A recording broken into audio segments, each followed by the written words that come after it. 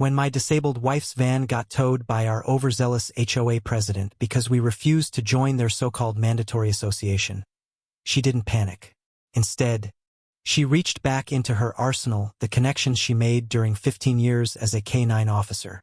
It turned out, the HOA president, Claudia Simmons, had picked the wrong family to mess with. The doorbell rang just as I was helping my wife, Laura, shift from her wheelchair to the couch. We'd been in our new home in Oak Meadow Pines for exactly 3 days. "Can you get that?" she asked, adjusting the braces on her legs. A botched pursuit years ago had taken most of her mobility, but Laura was still the strongest person I knew. When I opened the door, I was greeted by a woman with meticulously styled blonde hair and a clipboard in hand. 2 men in matching polo shirts stood behind her like security detail. "Welcome to the neighborhood," she said with a rehearsed smile. "I'm Claudia Simmons, president of the Oak Meadow Pines Homeowners Association. We're here to deliver your welcome packet and collect your first month's dues." I frowned. That's strange. Our realtor told us this property isn't part of the HOA. It's stated in the closing documents. Claudia's smile faded quickly. There must be some mistake. Every home here falls under the association's governance. It's non-negotiable. I shook my head. Our home was built years before the HOA was established. The lot was grandfathered in. Her expression tightened. "We'll need to review those documents.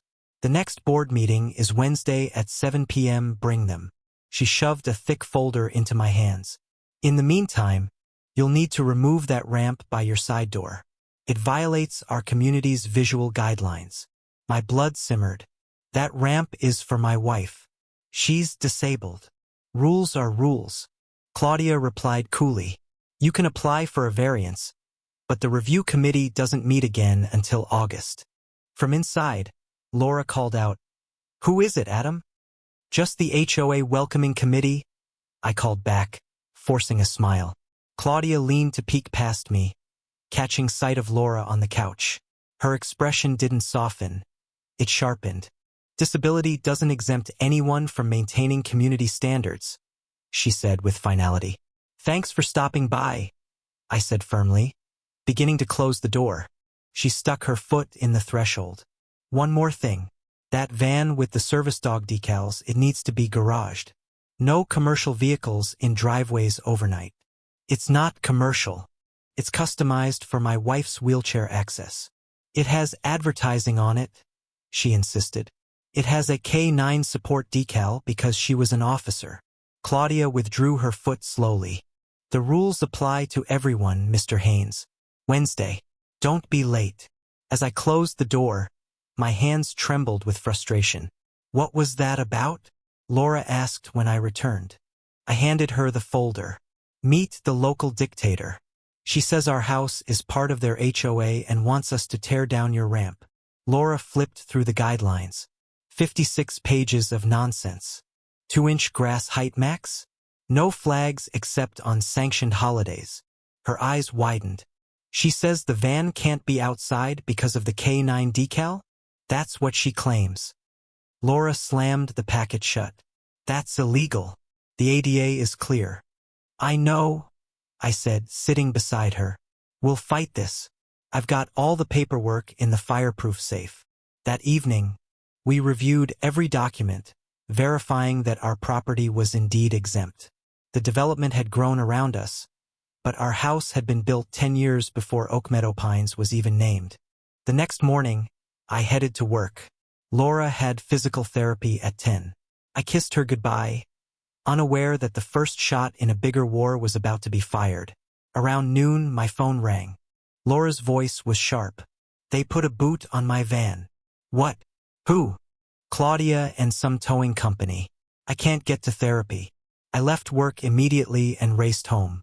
When I got there, Laura was blocking the tow truck in her wheelchair, arguing with the driver.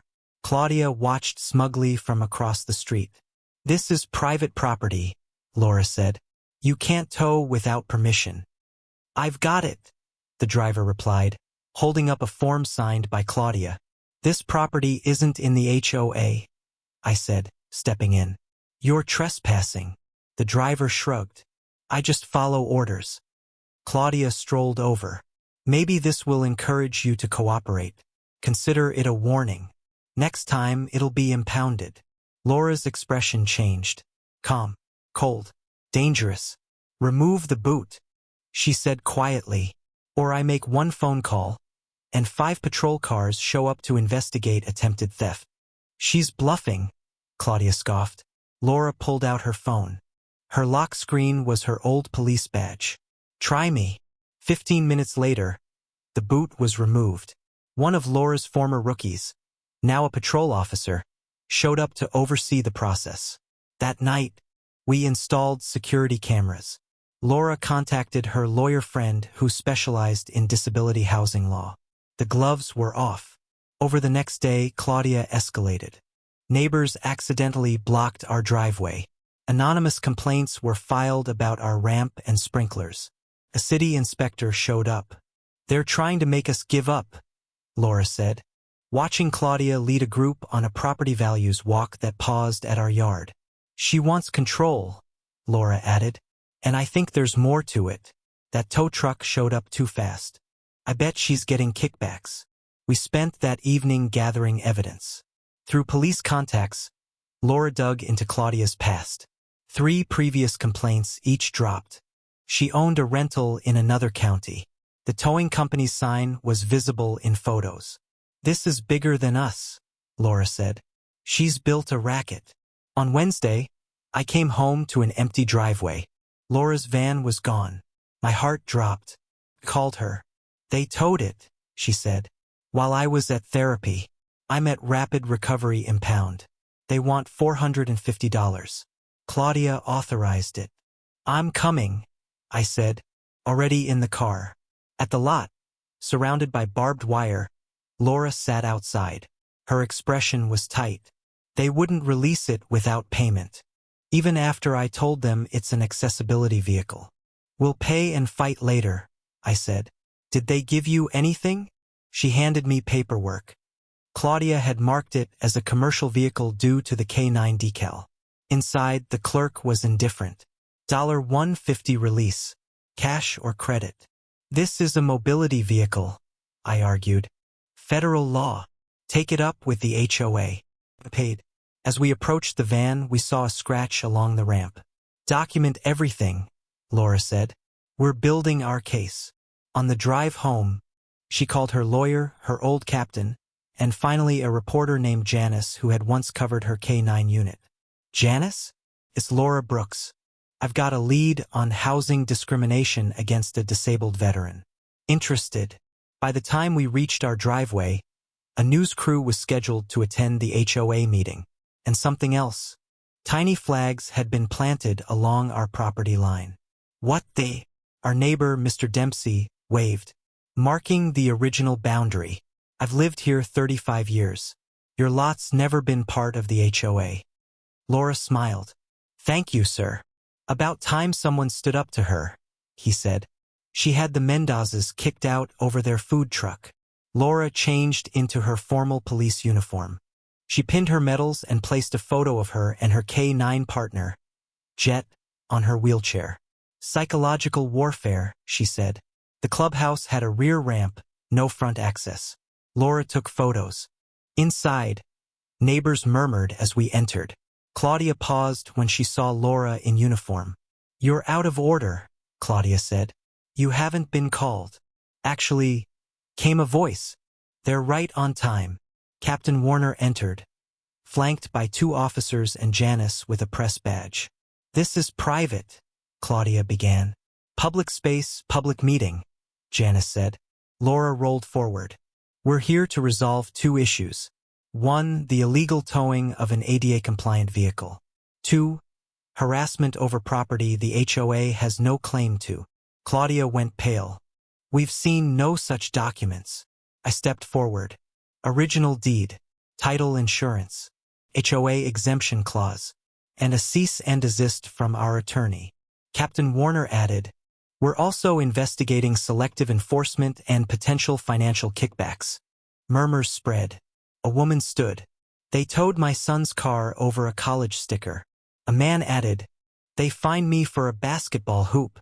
I moved to add these complaints, said board member Alice Monroe, and to review payments to Simmons Landscaping. It's registered to Claudia's cousin. Claudia gasped. Alice, I'm the treasurer. I see the records. Laura addressed the room. We've found the problem, and it's not my K9 decal. Warner stepped forward.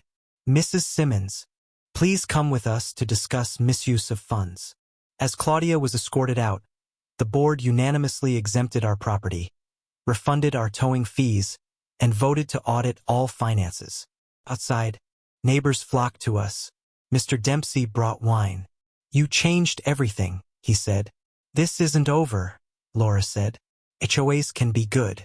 It's the abuse of power that's the problem. You thinking what I'm thinking? I asked. I'm running for the board, she said. Someone needs to make sure this never happens again. Her phone rang. Janice again. Laura, the story's blowing up. We've got other neighborhoods calling. Want to consult on a bigger investigation. Laura looked at me. I nodded. I'm in, she told Janice. But we focus on solutions. The next morning, sirens echoed outside. Laura watched calmly. They're here, she said. 2 cruisers pulled up in front of Claudia's house. Officer Daniels stepped out with K9 Ranger, followed by Captain Warner. Claudia burst out in her robe, sputtering. This is outrageous. We've received multiple complaints, Daniels said. We need to see the records. This is harassment. Claudia yelled. They're behind this. Warner remained calm. Your choice, here or downtown. Claudia glared at us. You'll regret this. Laura rolled forward. If you hadn't towed my van, none of this would have come out. More neighbors gathered. Mrs. Patel whispered. She raised dues for landscaping. But I've never seen any. 45 minutes later, officers carried out boxes of records. Behind Claudia's garden tools, they found a safe. That afternoon, HOA Vice President Greg Monroe knocked on our door. I didn't know, he said, shaken. She skimmed nearly 30% of our dues. And the towing company? I asked. Her brother-in-law owns it. They've been extorting non-members. Laura leaned forward. We'll be at the emergency board meeting. That evening, our doorbell rang again. A news crew stood there. Mrs. Brooks, care to comment on the HOA scandal? Come in, Laura said, smiling.